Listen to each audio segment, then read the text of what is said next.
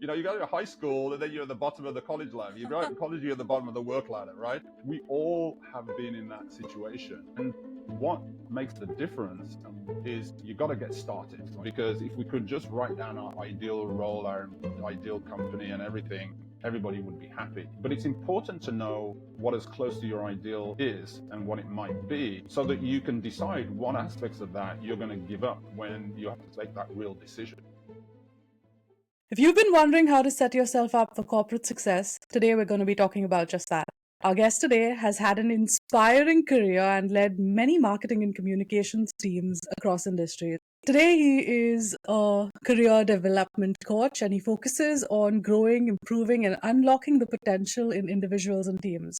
But before I introduce him, if you're new here, hi, I'm Kate, and this is Marketing Over Chai, the podcast where I have meaningful conversations with real leaders to unlock their secrets to success. Without much ado, let me introduce you to my guest today, Adolph Hunter. Thank you so much for being here. I'm very excited to have you here on Marketing Over Chai. Lovely to be here. Thank you for the opportunity. So I've gone through your LinkedIn and you have a very, very impressive resume and a very illustrious corporate communications career. And now you've moved to, leadership and development and helping others. So tell us a little bit about your journey and your highs, your lows, and what made you make the switch. Yeah. Thank you. Wow, that could be a very long story. You see all these gray hairs here. I've been through a lot of highs and lows. But I started off really in a very technical sort of engineering mindset. I was always the kid that when they got their toys at Christmas, I'd taken them apart within the first 2 days to figure out how it worked and how I could put it back together. So I came from that sort of curiosity perspective of things, and so that took me through the normal sciences, going through school, and then through university through a degree and a master's degree in engineering and science, which I loved, and I always loved the technology, always loved the challenge of innovating. But along that way, I sort of found myself really interested in the technology and engineering, but there were a few things that happened actually when I was doing my master's degree that made me realize there were some other parts of me that weren't being satisfied by that. And that's one of the things that happens, I think, along the way in many individuals' careers, if you take the time to sort of listen to the signal. So there were 3 specific things I can remember. One, I would leave this lab that I was working in at the end of the day and realize that I'd just been in this lab, but I hadn't really been around many people. And I'd walk out, I'm like, oh, there's daylight and trees and people, and the little bell started going off. And then the second thing that happened is I was doing this research and I needed to find a paper that had been written by a scientist in Finland. And back then, you'd go into the library and you'd have to find the right journal and you'd have to find the right page. So I did that. And as I opened this journal, it audibly creaked. And I thought to myself, wow, I'm the only person to have ever opened this book at this page. And I'm likely to be the only person that ever does that. And then I realized, I'm sort of getting so narrow that there's only maybe 20 people in the world who are interested. So that was another little bell. I had this definition of an expert, which was somebody who knows more and more about less and less. And I thought, me, is that who I am and what sort of drives me? So then the third thing that happened is I was, again, you're working against the clock to get all this research done. And I was in a lab at about 2 a.m. in the morning, which I shouldn't have been. And there was a bit of an accident with one of the chemicals I was working with. And I managed to get it under control and ran out of the lab. And I was sitting in the corridor thinking, wow, I don't think this is for me. and so rather than continue on the path to do the PhD, that's what took me away. I realized actually that it was an ego thing that wanted me to do that. I wanted to do the PhD, but it wasn't really what was going to satisfy me. So I moved more then into still the technology, but more around the communication of technology. I went into product management, product marketing, communications, then later on public relations, and always around technology. And there were always some incident or some realization that caused me to see that I needed to make a change, or something happened in our careers and happened along the way that you think, wow, okay, well, now somebody's made that decision for me. What am I going to do now? So that's what is the foundation. And all along it's been around people. And I've noticed that as I managed people and managed teams, I focused a lot more on the individual and what they were doing and how I could help them improve or how the team worked better together. And that became more of what I focused on than the actual engineering or technical sort of solution. But that's what enabled the team to get that problem solved or to do the communication that helped one of the clients get their story out in a more effective way.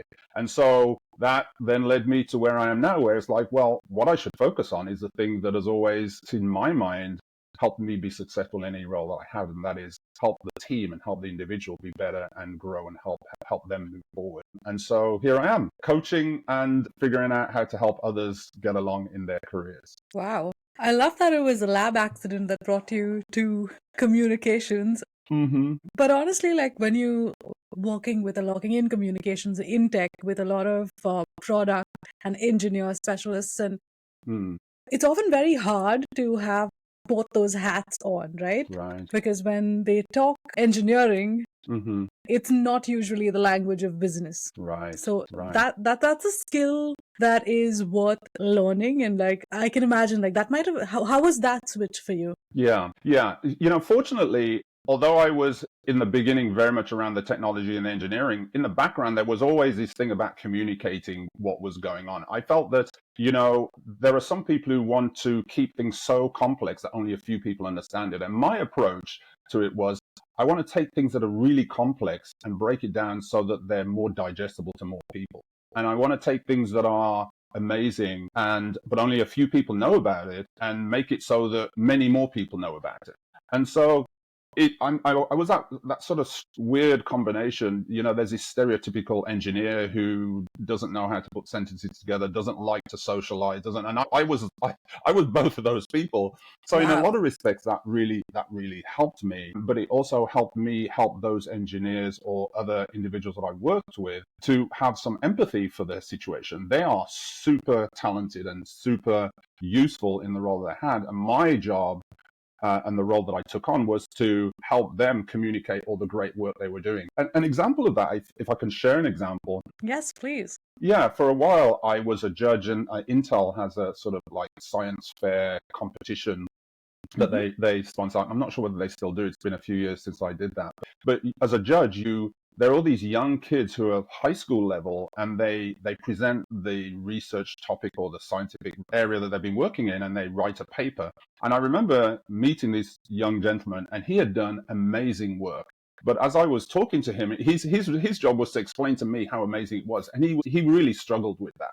And I remember saying to him, look, this work is amazing, but in order to make a career and give yourself the opportunity to be able to innovate in a way that will help, you're going to have to learn how to let people know what you're doing and why they should support it and how you can get funding for it and why it's actually worth support. And so I remember having a great conversation with him, and I could see the light go off in his head as he was listening to this. And it's really great when you have those moments where you can help somebody. Yeah. I used to keep telling my product team is your work is good, but if no one knows about it and if no one knows what you're doing, no one's using it, and you're not helping the world as much as you can. So that's my job, to like make sure people, know what you're doing and know how well you're doing it. And that's why I have to like talk you up a lot. Yes, yeah, exactly. it's just part of the comms role. But it's so beautiful. So I see then you have like moved into leadership roles, and then you've nurtured careers, help people find their strengths, and share that with the world. So that, I'm guessing, led you to the job coaching.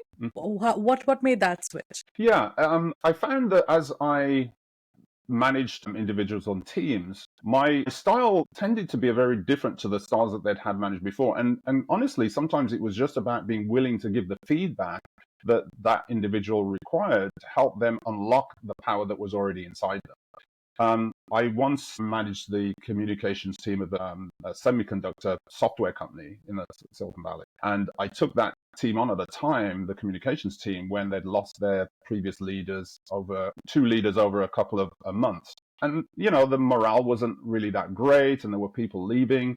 And I remember saying to them, look, if you don't set the bar so that other individuals in the company know that you exist, first of all, and know the work that you do, and understands how the work that you do helps them be successful in their role, then don't expect anybody to pay attention to you. I mean, we have to do that. So now let's focus on what that work looks like. And as we started to become more accepted, more visible, more accepted, and more demanded, then it went completely in a different direction. People were really excited to come to work. They were being energized by the reception that, hey, that you're not just showing up and I don't know why you're here. You're showing up and let me tell you what you can do for me today that will help. And so those sorts of experiences led me to realize that it was really a focus on the people. Another example that I had, actually at the time when I was at Cisco, and Cisco is a great company. It's a company that's led in so many areas, and it's actually one of the companies that did remote work a long time before the recent situation where everybody had to work remotely, right? And it was fascinating to see a lot of young graduates come into that company, and it was, it was the millennials, and it was that millennial age where, millennials don't want to talk to people. They're just always on their phones. They're always like online. I see a little bit of a alignment going on here.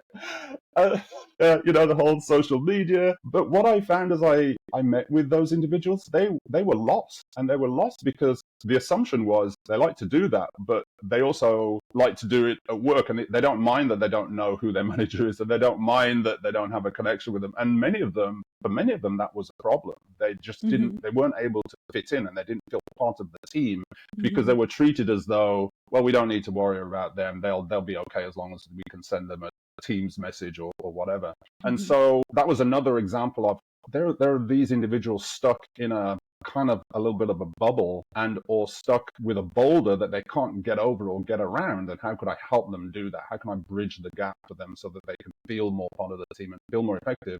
And how can I help the organization understand that the way that we're assuming they want to show up to work is not necessarily, accurate. And so there's some things we can do to make that transition work more smoothly. And so that was another example, really, of starting to move more in the direction of what it's about the people. A lot of companies say, our employees are our biggest resource and our most important resource, but how much time do you really spend helping them be really great?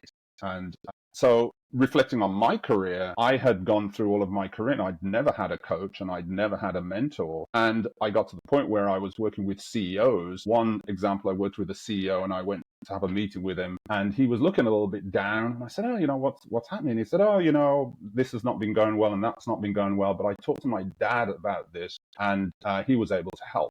And I started to realize, even CEOs and executives need someone who they can turn to, can help them evolve and get over situations. So it's needed everywhere. Really. Yeah, that is so true. And for me, like there were 2 points in my career where I really felt like I needed, I needed to bounce things off somebody. One was, when I just started working, and I, as a millennial, you weren't really like welcomed into a workforce. Our styles were different, everything was different, and it was more like, okay, if I do great work, that's all it takes. But there's so much more to it, right? You have to like have, you have to have FaceTime with everybody, and like you have to promote yourself within the organization. And these were things that you don't really typically, even if I went to business school, and these are things that you don't typically learn. Like they're just people skills that, you hear the word people skills, but you don't realize what it means until you're there doing it, right? Exactly. So that was one part where, it really helped to speak to people with more experience and understand. And the other part was when I moved here to Toronto, it was a whole new world. Just in terms of cultures, just in terms of how you make friends, it's very different. Back in India, it's very common to, people meet you for the first time, and it's actually courteous, and they'll walk up to you and say, "Oh, hi, Kate, where are you from?" It's a completely normal, innocent question. Yeah. But coming here, I learned quickly it's not. And it's not okay to say. So, there's a lot of cultural differences, cultural habits, like working late is seen as a good thing in the eastern part of the world. So if you stay back, continuously, you're more likely to get a promotion. It doesn't matter if you're working harder or not, but that's part of the bonding culture. Yeah. And over here, that's not okay. So there was a lot of learning and unlearning to do. And it was really nice that I had a mentor at that time who was able to help me, like, hey, this is how it's done here. Going out for drinks is a good thing. It's like, okay. But yeah, it's like the culture was just so different, and I didn't have that kind of a reference book. So it was very helpful to have somebody to, learn from at these stages. And it's not just there. I also feel like navigating certain corporate situations, there Hmm. is no playbook because, everybody is different and, bosses are different, politics are Right. different. And it took me a while to understand what those power moves really were and what I had Yeah. to do and how to leave a paper trail. Like there was so many things that I learned along the way. But it's really nice that today there are people who are willing to, share their experiences and guide newer people in the workforce with things like that. And I'm really grateful to have that kind of support. Yeah, the examples you give there are so real. And so, there are so many people who go through those experiences, and depending on how flexible or adaptable or how much support they either get through it or they fall off by the wayside. And that's talent that is there, just needs to be re-energized and used, that can just be completely lost to the organization. And,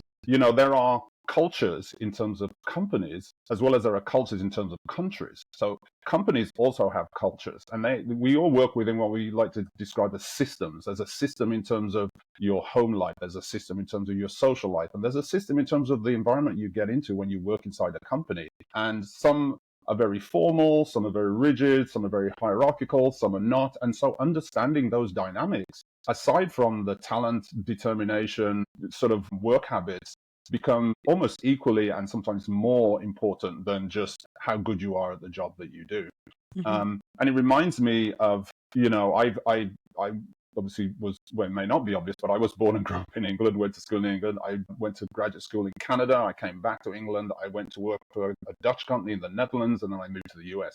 And I can tell you the change and the need to be able to take stock and take time to learn what the new system is was very important in each of those situations. The culture in the Netherlands is a very different work culture. They work really hard, but they also have a different way of communicating. If you're not somewhat of an extrovert, it can be really challenging because it's very direct. Hmm. So those things become very important. Yep.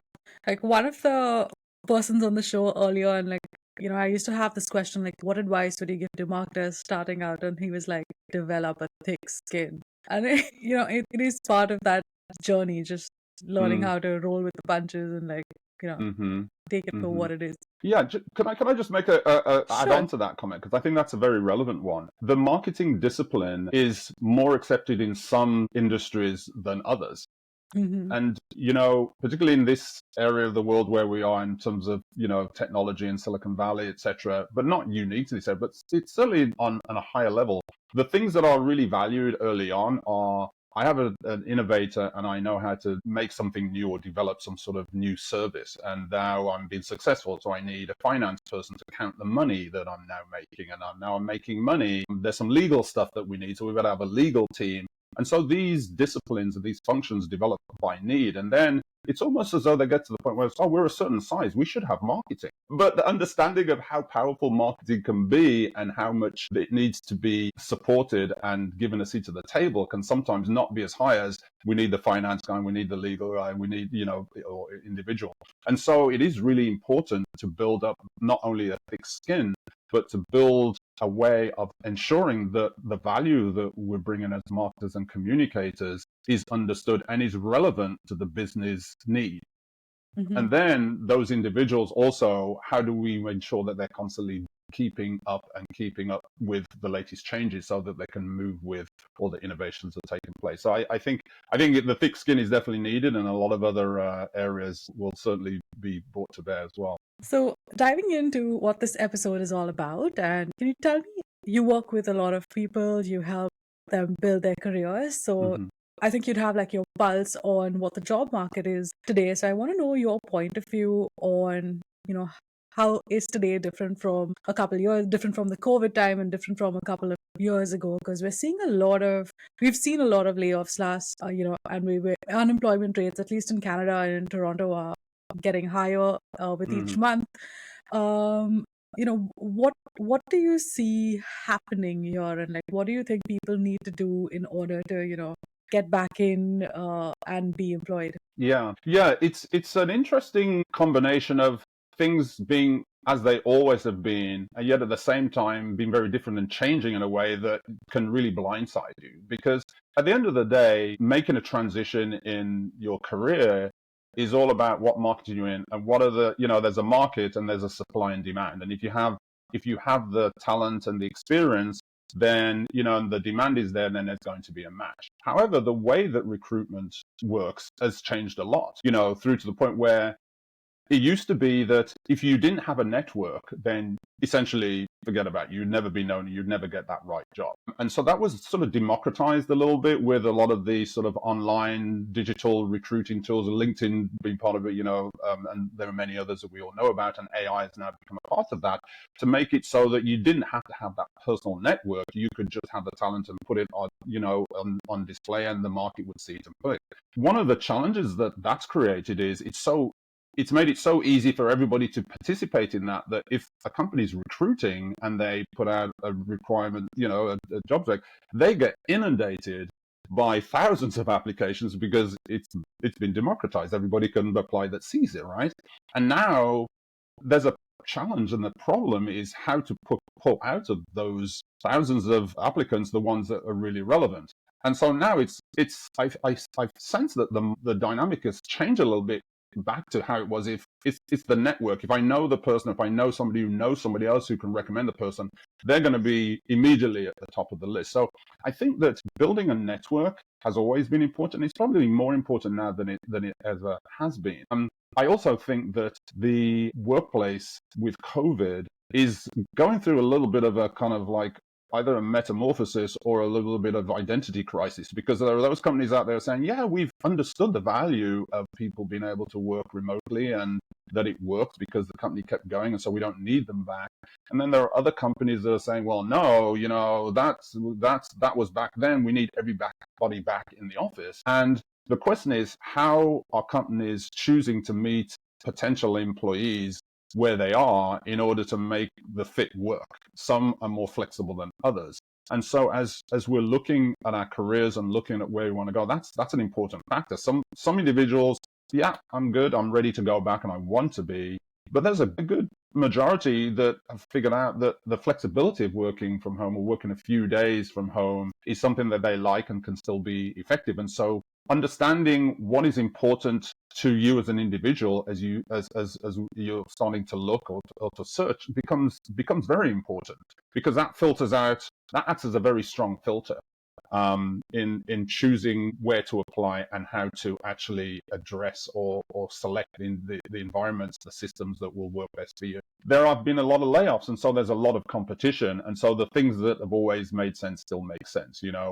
Having a great resume, having an effective way to very quickly communicate what your value add is and how you can be a sort of valuable contributor to the organization that you're speaking to will always be something that's necessary and Yes. continues to be. And it's the how of the job search has like completely changed. Like you mentioned, networking is, at the top. But for someone like me who's come, relatively new in the country, I don't have that kind of a network. And to build it from scratch, it took a lot of effort. Like I started the podcast with the intention of just meeting people and offering something back, because I didn't feel that it was, when I just came here, I was like just setting up networking meetings. I was like, I'm not bringing anything to the table, and that's not good enough. I have to do better.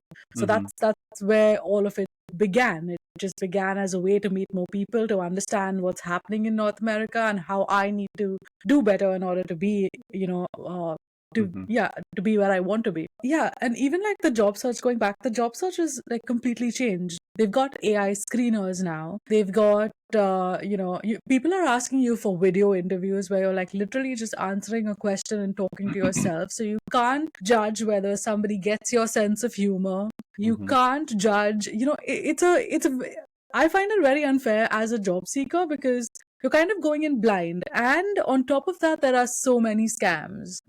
So I don't even know if they're going to take my video and put AI and sell something sleazy with my face. So I have no faith that that's something that I should be doing. So much has changed, and there's not enough information for me to know what to trust anymore. So it's a very interesting space, right?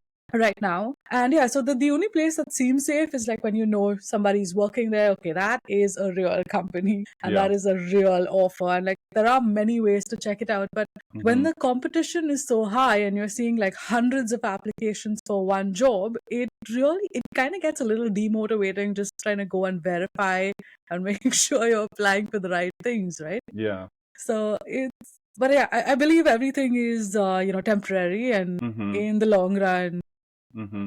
they would want more people back into the offices, and they would need more people. But until then, you just have to like keep trying different things until something clicks. The other thing is like today we have, with the internet and being able to connect to so many people with things like Shopify and YouTube, you have the option of starting your own business without an employer. And Right. if you do it right, it is hard. It is very hard. But Hmm. there is sometimes I feel like there's a greater chance of success with that than there is to actually applying for a job, because Hmm. everything is so temporary. Like when you do apply, like I know of people who have been laid off 4 times in a year, Yeah.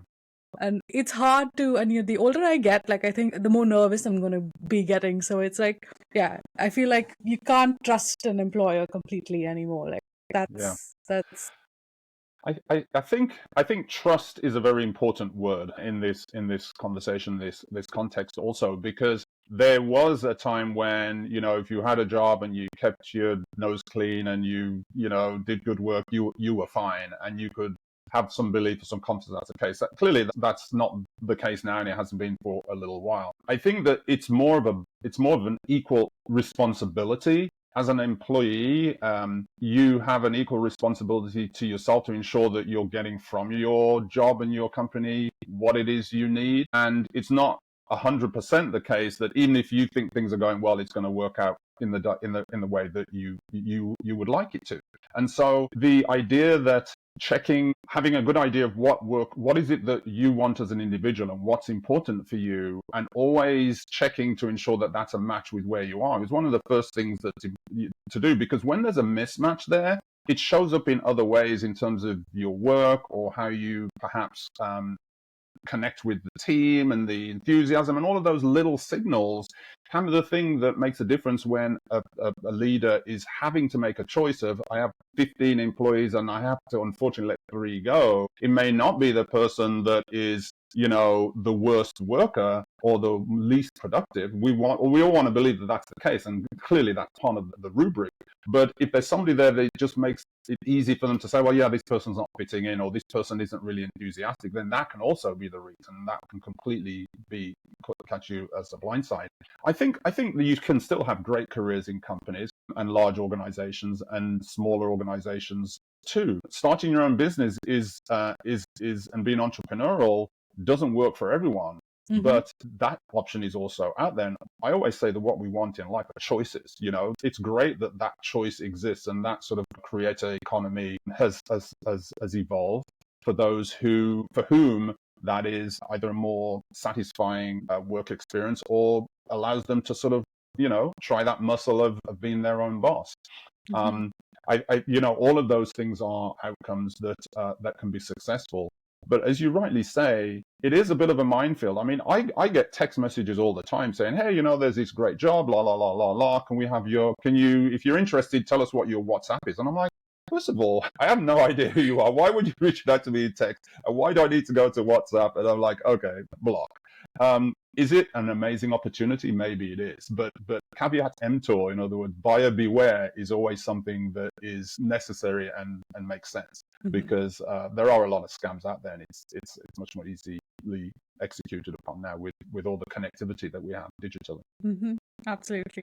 I'm gonna share a little bit about my layoff, and Hmm. I'm interested to see your approach to it. So Yeah. in October 2023, I was laid off without cause, and that process is kind of funny because like when you're in Corpcom, you have a lot of sight towards what's going on in the company, a lot of sensitive information. So the Hmm. way that it's carried out is like very quick.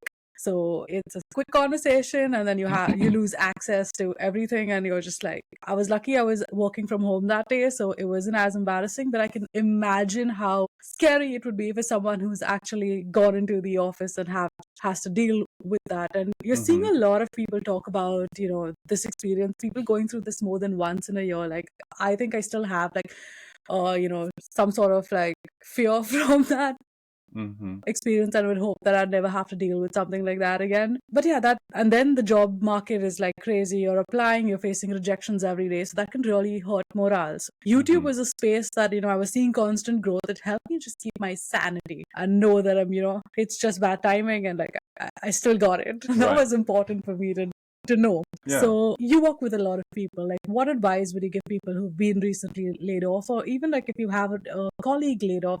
Survivor guilt is a very real thing, right? Hmm. Because oftentimes it's your friend, and you're told you can't reach out to this person now. Hmm. What advice would you give both parties? Yeah. I think that the first thing to remember is that in a situation where that's happened, and particularly when it's come as a complete shock, you have to give yourself the right to feel that grief and to feel the negative sort of reactions that it's normal for somebody to feel. I always say that, we have all these emotions as human beings, and one of them is being sad, and one of them is also that you're so sad you're actually maybe emotional, and it's okay because it's there for a reason. And the other thing I would say is that because you're not an individual, or at a point in time, or a point in time in a company, you're not a fit there, doesn't mean to say you won't be or might not be a fit later on in that same company, or the next day in a different company. Your life, your work career, your value as an individual and a worker did not disappear because of that event, even though it may feel that way at that time. So it's important to understand that the core value and the core capabilities you have are still there, and give yourself time to get over the grief before perhaps going to look to the next thing, right? Because we are not separate entities in work and at home, and all of these different spheres of our life influence. So if you're for whatever reason having challenges in your personal life, it's possible that it may come over in the way that you show up at work. And if you've had this really difficult experience with work, it's going to show up somewhere else in your life also. You don't want it to take that to your next role. And then the next thing I would say is, then this is an opportunity. Maybe if not everybody has the means or the financial means to do this, but if it's possible to take a break and really start to think about what is it. This is a gift that's been given to me in some respects. I was in this role. You can ask yourself, well, was I really happy in that job anyway? Did I really enjoy? Did I really want to be there? Was it giving me everything that I wanted? And guess what? This is an opportunity to see if you can get that. The fact that they've chosen to separate from you doesn't mean to say that's not going to present you with an opportunity to get into an even better situation. But how do you get into that better situation? Well, in order to do that, you need to have done some work on yourself, if you will. You need to have sort of sat down and thought, well, okay, what is it that I really like? What really worked for me in that role that I'd like to take to the next place? And what did I hate or wasn't a good fit for me that I want to ensure that I avoid getting into again? This old phrase, out of the frying pan and into the fire, right? You want to get into another situation that's not carrying the things that didn't work for you from the previous place. Now, these are all ideals, because if we could just write down our ideal role, our ideal company and everything, everybody would be happy. But it's important to know what as close to your ideal is and what it might be, so that you can decide what aspects of that you're going to give up when you have to make that real decision. But if you don't know what it is at all you do is you jump into this random amorphous combination of things, and then you inflict on yourself the experience of finding out that that it's actually even worse or not better than before. I think optimism always has to be a part. If you don't have optimism, you don't try. And if you don't try, then you can't improve your situation from where you are, which is that at that point in time you're unemployed. But taking the time to figure out what might be the best combinations for you, so that you can filter for that. You might get approached. The easiest thing, I'm working with someone right now, this young lady. She had an opportunity to go back to a company that she previously worked with, and they approached her to come back. And so we were working on, well, is it the right decision to go back? What is it that made you leave it in the first place? Why are you leaving the job that you've got 6 months after getting it to go back to where you were before? And all of those sort of questions are tough questions that it's helpful to ask of oneself if you're in that situation, so that you can be better informed and show up as your real self, having accomplished the things that you think you want in your next role when it comes along. Absolutely. Yeah, I like what you said about optimism, because without it, I feel like when I'm thinking negative thoughts, it's just like I'm propelling my own spiral, right? So Yeah, yeah, no room for that. yeah. Right. But again, it's not unusual, and it's totally natural to have Yeah, those yeah, thoughts. yeah. And that's why sometimes it's helpful to have an independent person, or just someone Yes, who you can yes, trust, or someone yes. who can be more objective to help you say, okay, it's been 3 days now. It's time to get back up and let's see what's going on here. Right? Yeah, Sometimes, yeah, absolutely.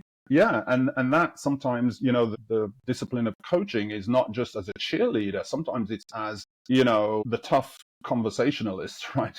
Sometimes that's part of what is really necessary Yeah. to help move forward.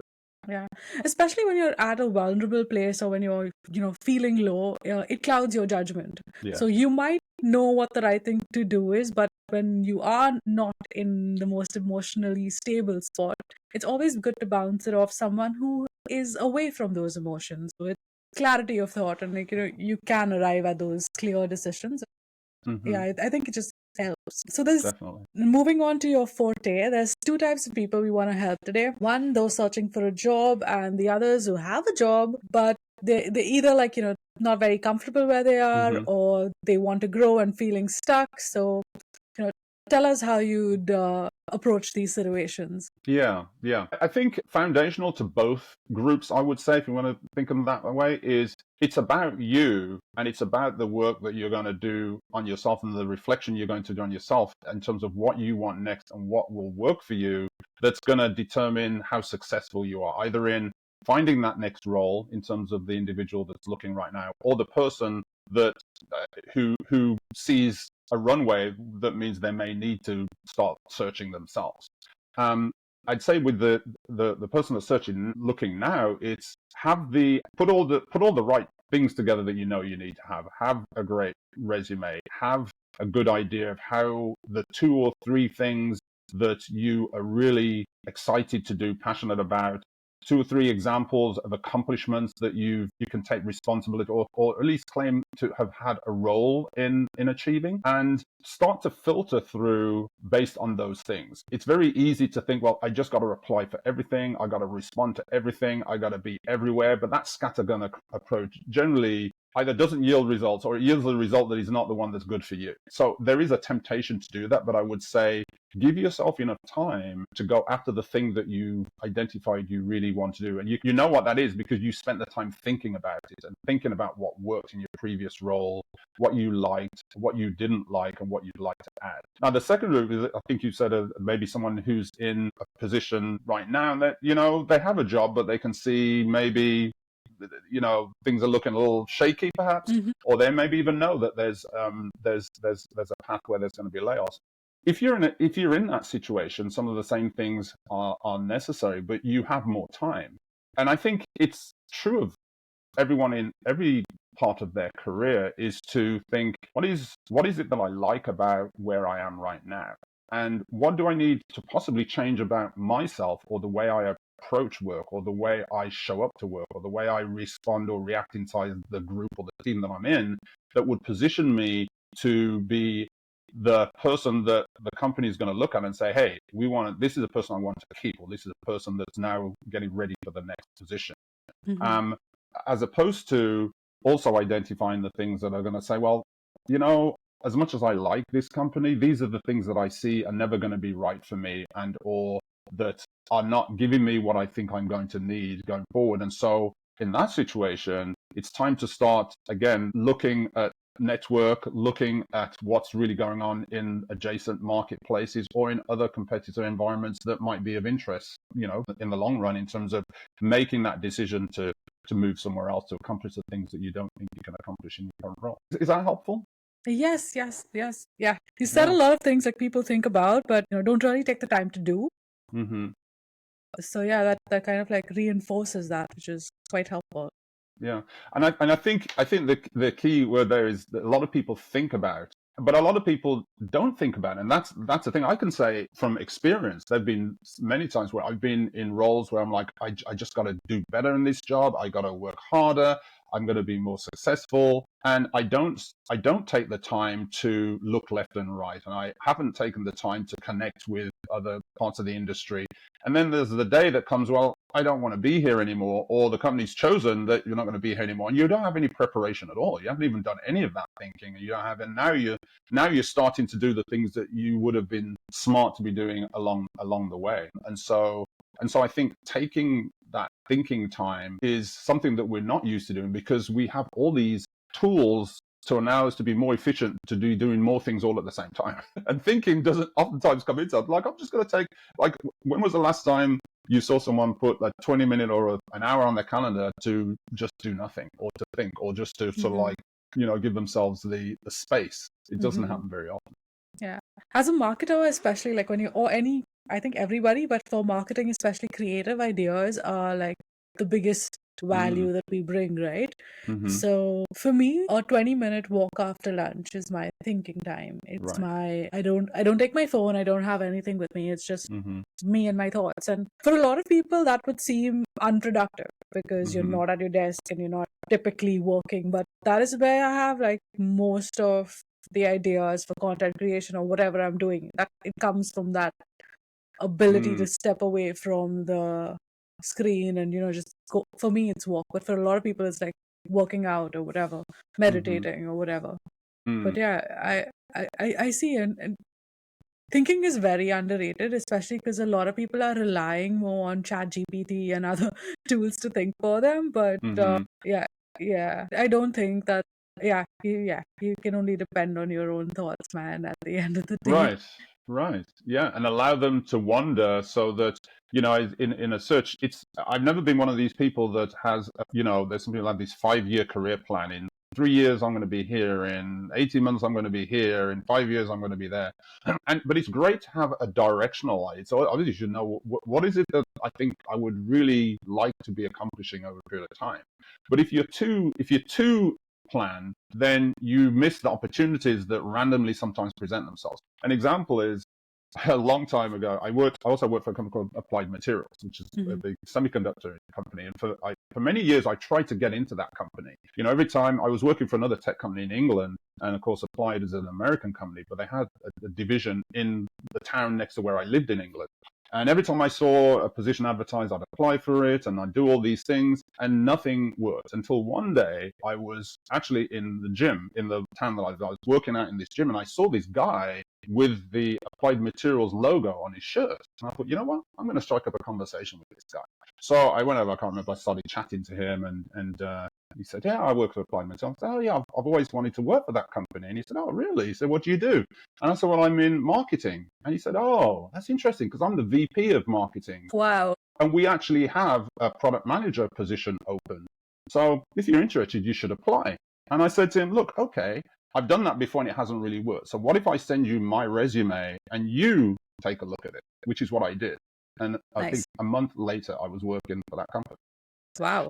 So, sometimes these things just pop up. But if you're not, and you walk right past it, you don't even know that little nugget was there. And that comes back to a little bit, as you were saying, when you were let go, you have all these negative thoughts, and now you think about whether you can, whether it's going to work again in the next company. Those are the sorts of things that you can subconsciously have inside, but not know that it's impacting the way you react to things other. And that's what we can call a coaching moment. It's like, it can be, it sometimes is not obvious what it is that is enabling us or preventing us from doing things, until you really start to peel back and think, oh, way back then this happened.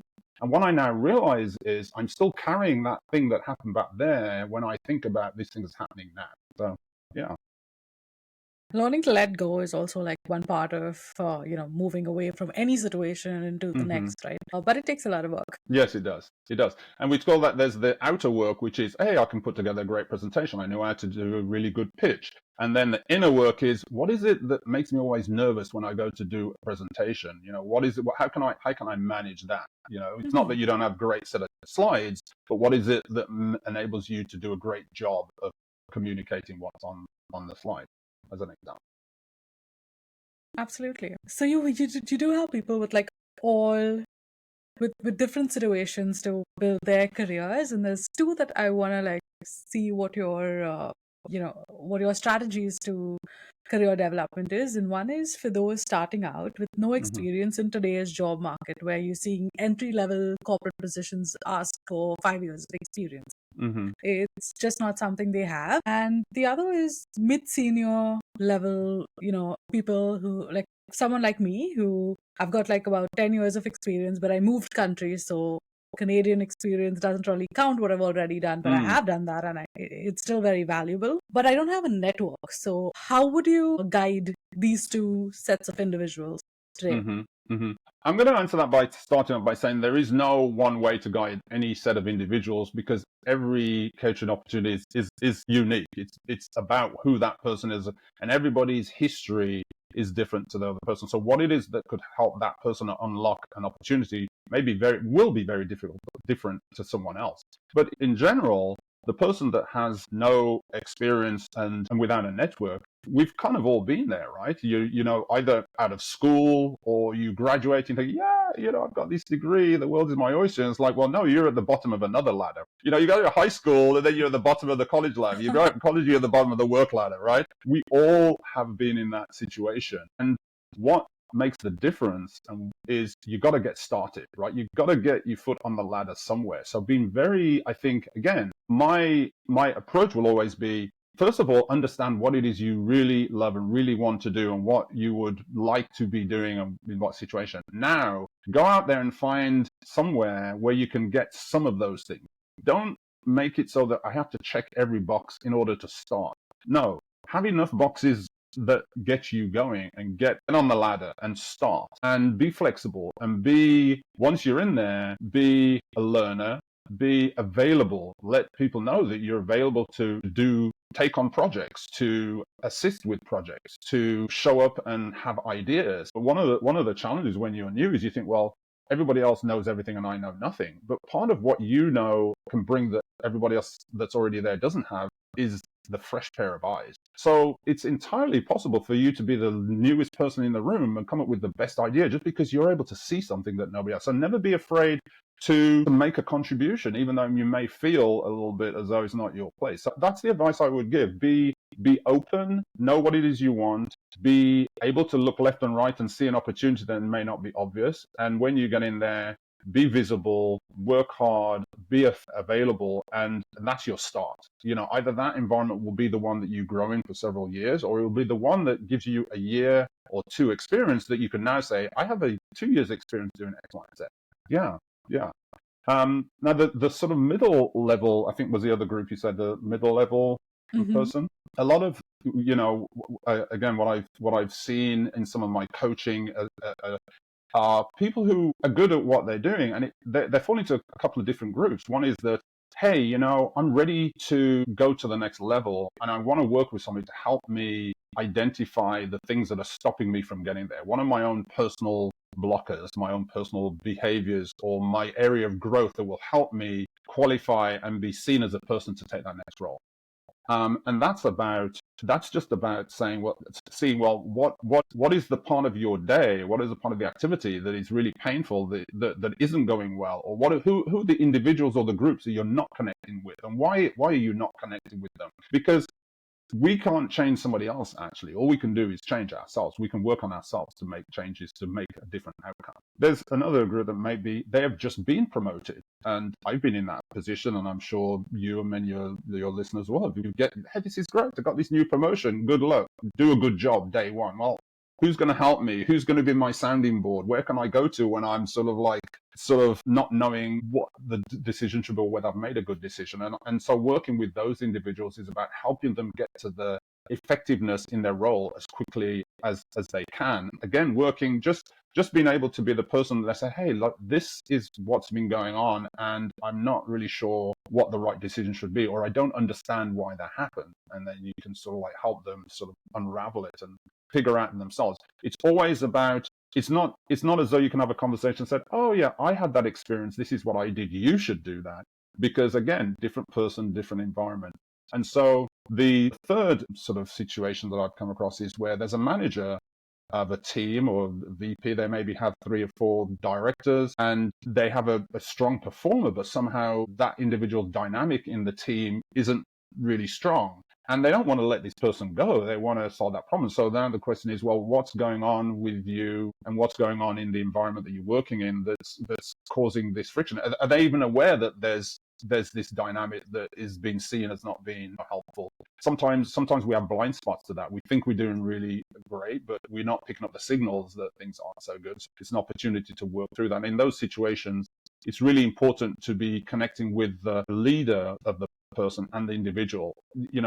I don't become that person's manager. That manager has to be willing to be open with his or her report to say, hey, the reason the 3 of us are going to together here is to see if we can help you fit in or improve the performance that we want to see in you. So that manager is investing in that employee. It's not as though they're sort of like, hey, here's the problem, send them back when it's all figured out. So those are some of the examples, I would say, in those 2 scenarios. That's yeah, that gives me a lot to think about actually. Like, yeah. So how do you help people prepare for the next step in their careers? Is there a standard process that you follow, or is it just because it is Hmm. people at the end of the day, Yeah. and everything is so subjective? But Hmm. what's your approach to Yeah. you know? Yeah, I think the approach generally is, I'll take the example of that individual I was saying who was trying to make a choice about whether to go back to a previous company or to, or to stay with the company they've moved to. And first off, I would say this isn't about, well, my conversation is, if you want to have a 20-minute conversation so that I can tell you which decision you should make, then that's not what's going to be the most valuable time. But it's about talking through the various influences and the various sort of items that are important to that person. Where are you in making the decision? Why are you in the position that you're having to make this decision? What are the things that may have happened in the past that caused you to leave? And what are the things that you're hoping are going to be different when you go back? And how are you going to behave differently to create a different outcome? And so you're in that coaching engagement, it's important to identify what is the coaching engagement. What is it? What is the challenge or the opportunity we're trying to address here? It's not just like you just keep having nice conversations. It's all gearing towards an outcome. But it's a process of several conversations where inevitably the things that are the problems always come in the conversation. And sometimes the individual doesn't even know that they've said what it is. I mean, in this, a couple of examples, it may be someone who was saying, well, look, I show up and I want to talk to people when I go to a networking event, but instead I just sit and make notes during the presentation that's given. I'm like, well, what is the fear that you have? Do you have a fear of speaking with somebody you've never met before? Or in another situation, somebody will say, well, it's culturally the case that in our culture that you don't speak up when there's someone more senior in the room. Well, where did that come from?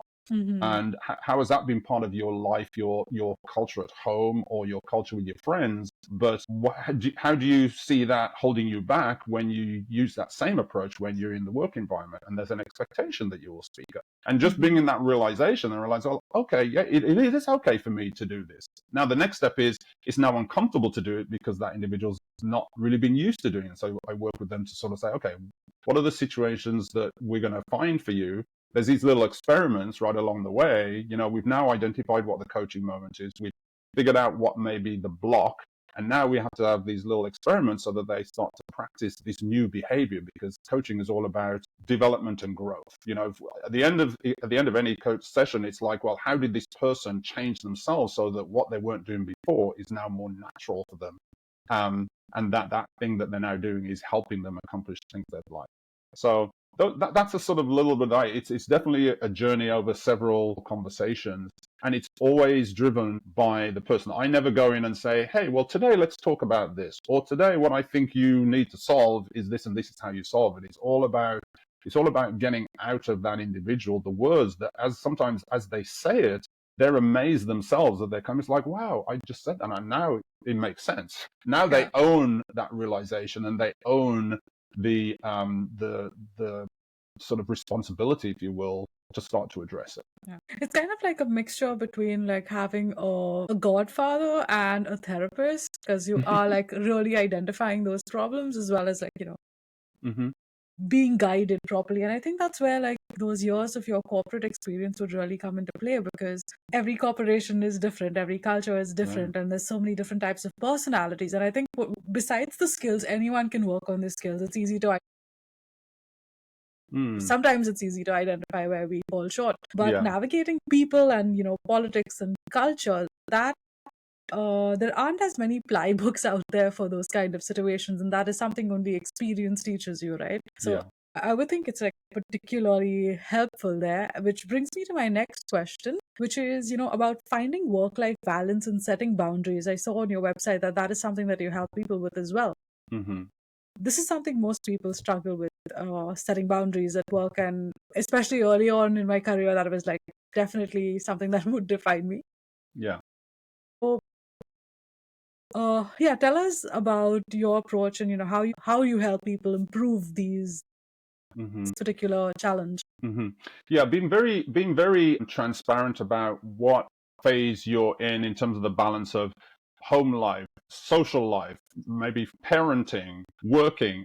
A lot of people haven't even thought about that division of time, and that those each of those segments or buckets need to be allocated time. So that becomes sometimes that's the first realization. It's like, I just thought I'd show up, and once I've done my work over here, then I'll go do these other things. But if you just spent 12 hours doing this over here, you don't have any energy or time for that, for the others. So there's an exercise I sometimes go through where I ask them to sort of plot on a sort of chart how much time they spend in each of these areas, and then another chart, what is the priority or what is the importance of each of these areas. And when you put them over, you can now visibly very see that. Do you see what I'm seeing? This one it's really important to you, but that's the one you just spent like only 15% of your time. So those are some of the tools that can be used to highlight those things. And then the other thing is sending clear messages. We sometimes forget that, as we touched on earlier, work is a two-way street. It's like you're not 100% owned by your employer, and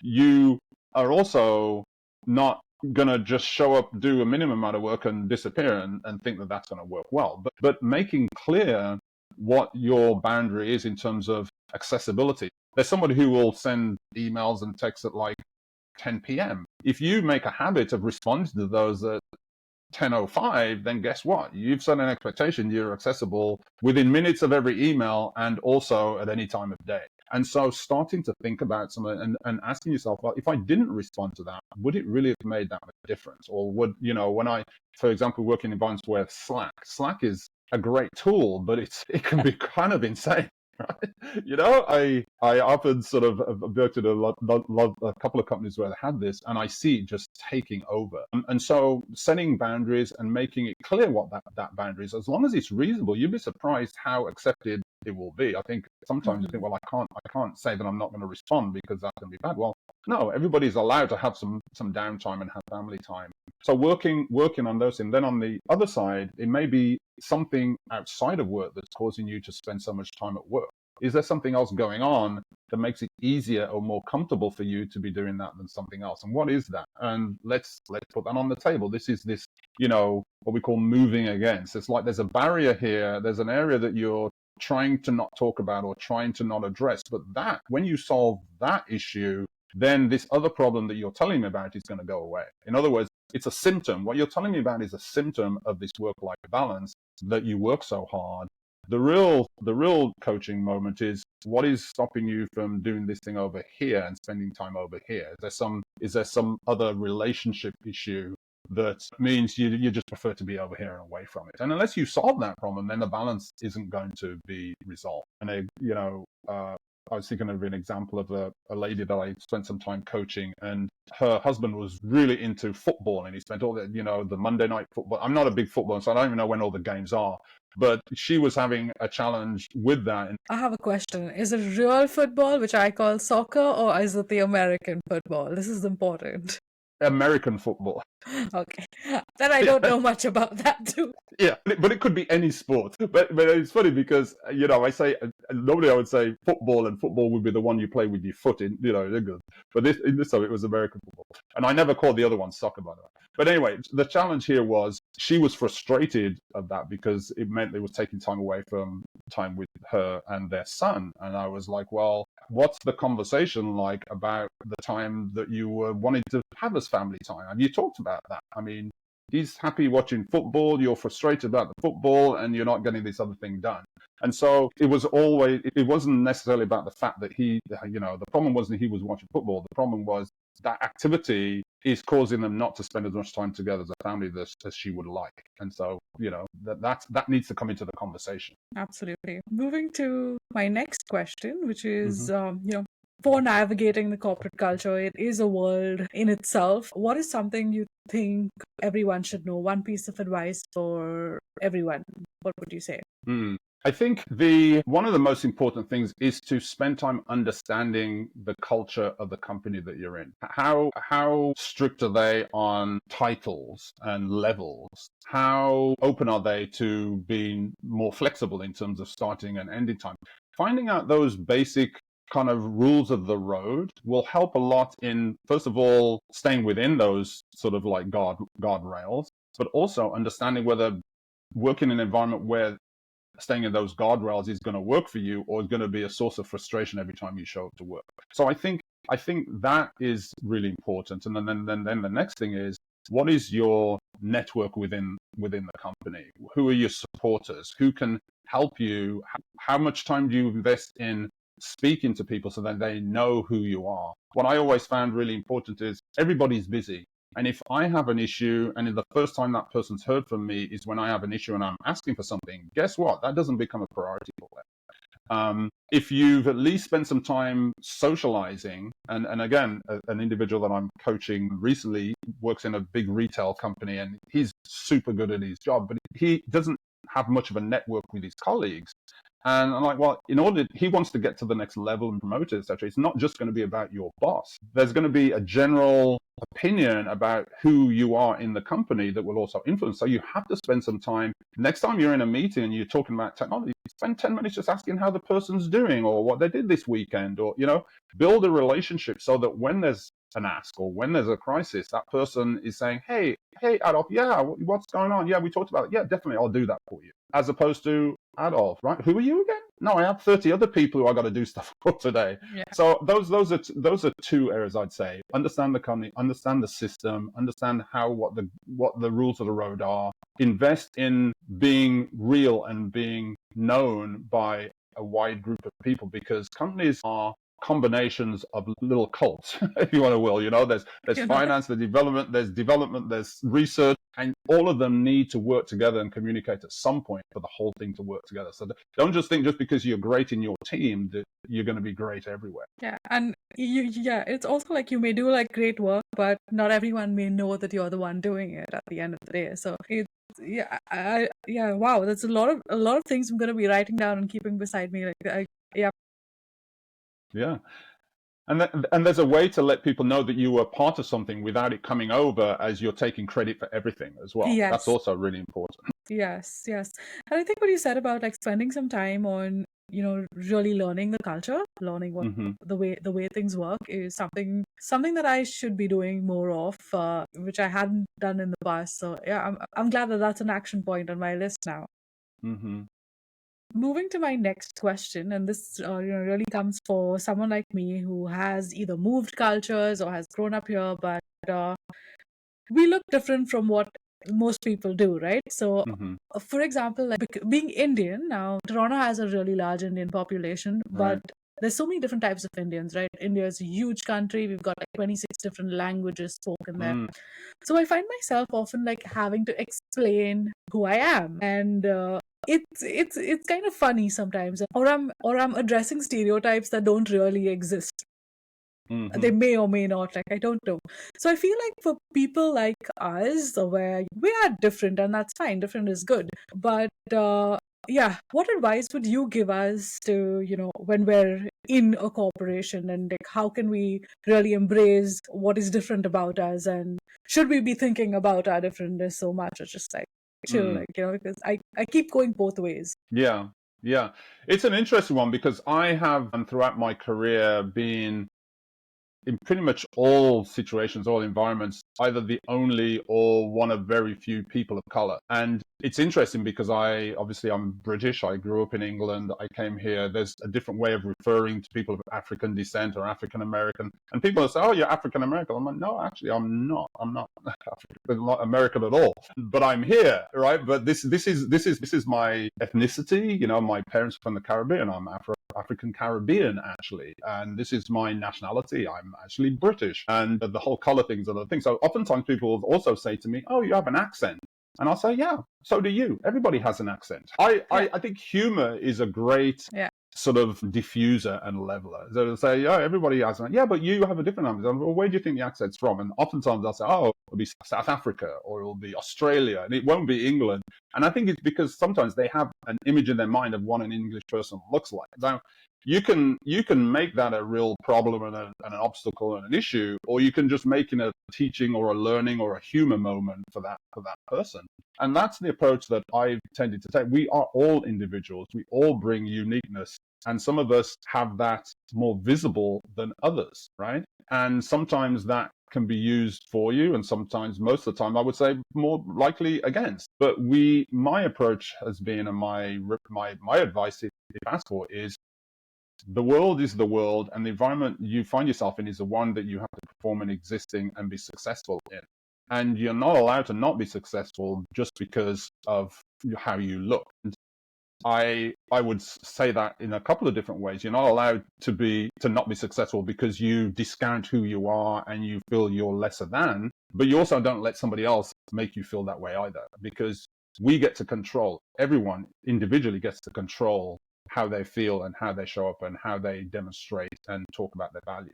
So yeah, it's an interesting additional thread to a conversation that can take place and how you show up. But I try to always show up as, this is who I am. It's a lot of things other than what you're seeing, and I try to put that forward and make that visible to start off with, and everything else can come after that. Everybody's going to have their own opinions one way or another, and sometimes it's going to be a little challenging than others, but for the most of the time, not. yes, most of the time not. And I think like the more conversations I engage in, and like, Mm-hmm. explain things, or even not explain things, even just try to understand where they're coming from, Mm-hmm. the more I know how to, deal with certain situations again in the Mm-hmm. future, right? And yeah, especially like moving to Toronto has taught me so much. Like, I was opened my mind to like what the world is and how Yeah. big it is, and yeah, Mm-hmm. so many diverse perspectives, and there's like Mm-hmm. it's just so rich. There's so Yeah. so much to learn. Yeah, I think I started off by saying that I'm a very curious person. I come from a sort of position of curiosity, and I'm always saying I'm seeking to understand. And I have a lot of time for individuals and companies that are seeking to understand, because sometimes they're not aware, they're not knowledgeable, and if they're asking questions, and if somebody's asking a question from the perspective of, "Oh wow, I didn't know that, or I'd like to know more," that's totally fine. I'm all about embracing that. If it's from the perspective of trying to deposition or to devalue, then that's a different kind of conversation, and you have the right to make the case as to why you belong in that space just like anyone else, and that you have as much or more to contribute than probably someone else, and let's sit down and figure out how we can do that. Always willing and probably needing to prove that you belong in the space. Everybody should actually have to do that to some degree, and it shouldn't be more for one type of person than another. But that's the winning formula, I think. Yeah, that, that's Yeah. yep, yeah. Thank you for sharing that. I'm sure that's helped me, and I'm sure it's gonna help a lot of my viewers also. Yep.